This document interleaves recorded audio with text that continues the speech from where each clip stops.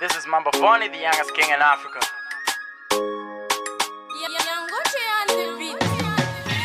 Girl, I am looking for you. Girl, I am looking for you.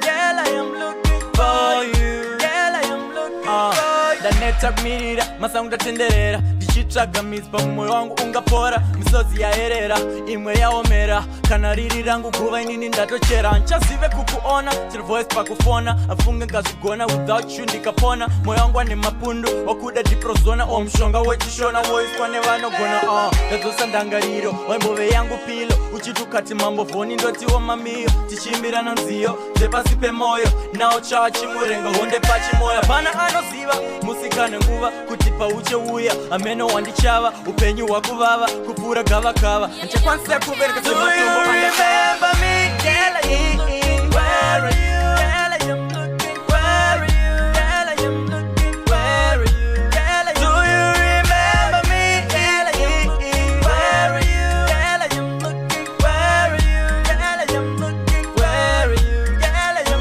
Do you remember me? Wakango enda usina kuti wakuenda. Kana ndakakutadzira, oh baby I surrender. Life yangu yabena ndisikuziva kwandiri kuenda. Pandonzwa uzariro unoda here ndigofenda. Chimbonzwa inzwi rangu pandinoshevedzera. Kana kuti wewe shevedzera ndigokutevera. Mugomo rinoera mune rova mbira. Ini ndazvipira dzopa ndotangira. Misi yawanda mwedzi yadarika. Ndava kuvhunduka chii chiri kuitika. Where are you baby? Can you answer me? Wakundiuraya, you are more than cancer to me. Inini I trust you, I still remember you. I think this is new in my own point of view. I still love you, I wish you could knew. Do you remember me? Girl, where are you?